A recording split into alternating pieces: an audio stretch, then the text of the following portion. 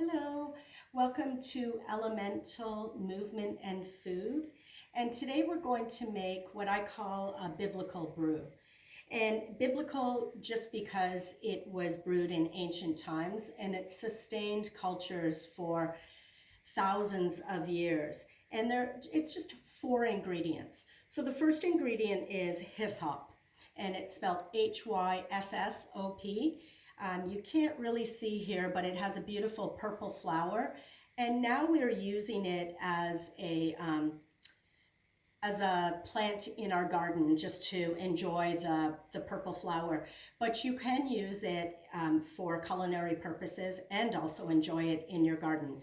So I picked this from mine, and you also can bring it in through the winter. So if you put it in a pot, you could use it on a regular basis.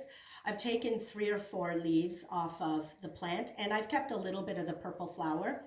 You can crush them ahead of time. You can slice them up a little, which I'm going to do. And what I want to do is put it into a teapot. So I have my teapot here, and I'm just going to put it in. There's a sieve in this teapot, so it will stop. Oh, here's another hyssop leaf. So I'm going to put it all in, make sure that we enjoy it all. The next ingredient, and the reason why we don't use hyssop anymore, this is just my own opinion and my own theory. Hyssop was used for biblical purposes for purification and cleansing. And we now, of course, have changed that idea, and it's become monopolized. And if you indulge, then we think we need to cleanse. Your body has its own cleansing system, and all it really needs is energy. It needs to have the correct raw materials to be able to cleanse itself as needed. And we have to respect that it has its own intelligence. We don't want to add in detergents or some type of perfect product that will get rid of all of this whatever indulgence you've had or what you've been told is unhealthy. All right, the next is mint, and mint is also mentioned in for thousands of years with different cultures. It's used definitely for the cooling effect. It's a beautiful combiner of all these different flavors. So I'm going to add in the mint, and then we add in a fig. And a fig, of course, is the original fruit. It was cultivated centuries ago, and it's nutrient dense. It's packed with everything. I'm using a dried fruit because it's very difficult to get fresh figs even at this time of the year. So you have a choice. You can slice it in the middle. You can slice it many ways. I'm going to just slice it many ways, and I want to show you the inside of the fig, and you'll see all the seeds. You can take a spoon and scoop it out and put that in your teapot, or you can just make lots of surface space, cut it out, and I'm going to add in the skin because I believe that all food is complete. We want the entire part of the food. Okay, so we've added in the figs, and now what I've done, what I want to do now is add some hot water. So I've boiled up some water, and I'm going to add it into my teapot, and I'm going to let it steep for 10 minutes. Did you notice how little water I added? Because I've already added it in with the ingredients earlier. You just add those 3 ingredients. We have stopped using figs, and the reason why is because we think the sugar is bad for us. And every biochemical reaction that takes place in your body requires glucose. When I studied nutrition 40 years ago, the bad food was saturated fat. And when we took the saturated fat out of our diet, we started to add in unnatural fats. And it was marketed that we took away the natural fat out of every culture and added in some of these unnatural, denatured, oxygenated. Once we take a polyunsaturated fatty acid, imagine, canola oil. It's a little grass. It's rapeseed. You take that off and you pound that into an oil. There is no oil there. And then we put it through all these different processes and tell us that that's healthier than coconut oil, olive oil, or other saturated fats, animal fats, butter.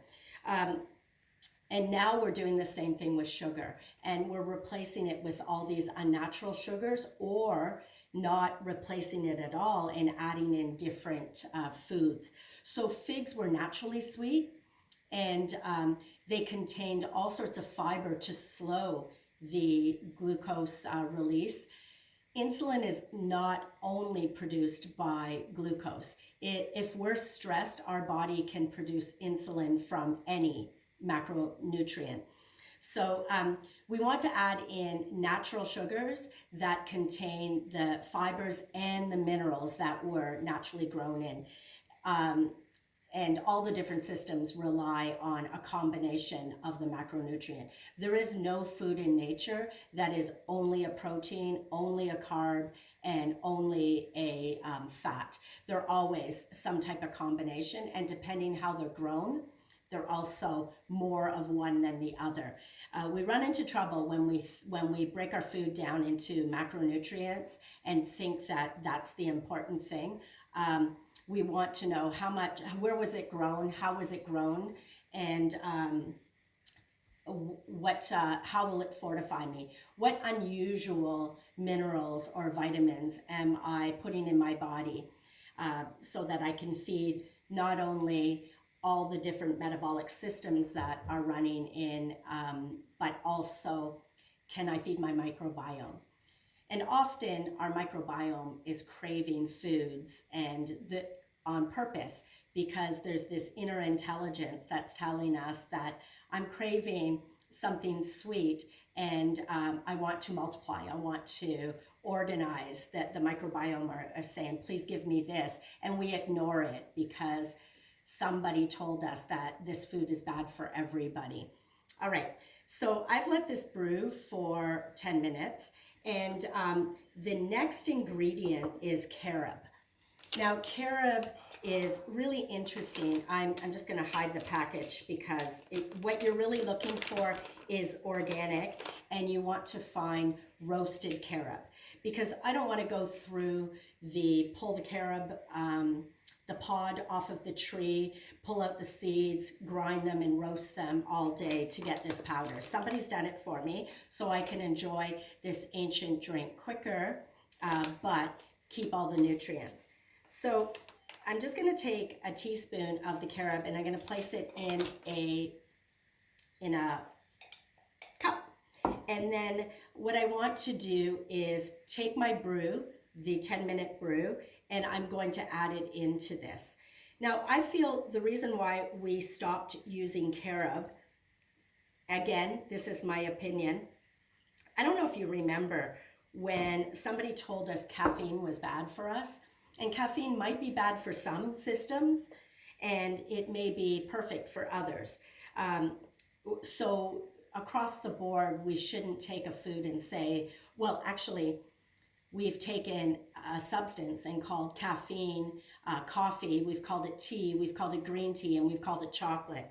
And carob was brought into the market as a chocolate replacement. And in my opinion, there's no replacement for chocolate.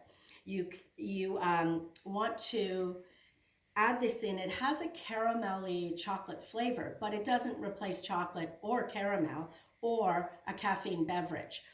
What it does do is it contains all sorts of old nutrients that are not really readily available. And when we add all four of these together, I find I'm not craving the taste. The taste is very much like a watery hot chocolate with a little bit of mint in it and some natural sweetness. I'm not saying it's not flavorful, but if you're thinking that this is going to be a replacement for a cup of coffee, you will be disappointed. If you think this is going to replace your hot chocolate, you will be disappointed in the flavor, but the effect is incredible. And this is, again, my opinion. I always think about what we want to do for food. What food does is it nourishes us, and it creates, through proper biochemical reactions, all these metabolic reactions that take place within our cells and ideally in the mitochondria. We produce, with the correct raw materials, we produce ATP, which is the natural gasoline, the natural fuel to allow every system in your body to run properly. Now, when we're short on on ATP, the body has to triage and say, okay, where am I going to supply this energy from? I feel all of us are short on making the proper amount of energy. For many reasons, I think we overexercise, I think we undereat, and then when we do eat, we eat food that does not contain a lot of nourishment. Now, to have these metabolic processes take place, we need something, one of the elements called copper. And copper is not really abundant in society here. Oysters are really high and red meat are really high in copper. This drink is high in copper. And if we add that metabolic element into our systems, we're able to create more ATP because it was a missing element. The other thing that these four ingredients do to put together, they give us lots of calcium. And many people have been told not to drink milk, and so then they have replacement milks, and they're not milks. I'm not going to judge them, but they're nut milks, or they're some type of food that doesn't actually make or produce milk. So then we have to refortify it with fake vitamins. So this has everything in it. And what I'd like you to do is just notice the effects that this drink gives you. It will help you with, just notice after you drink it, you will think, move, feel more alive. And if we can think about the roots, it doesn't take us long to make anymore. The ingredients are readily available in your garden, or if you can't find the hyssop plant or the mint plant, you can buy the dried leaves off of your favorite store or inside a herb store, your health store. You want roasted carob, and organic would be great. And you also want organic figs. I've bought dried figs so that they're readily available, and the shelf life will improve. Okay, enjoy. Thank you for joining me.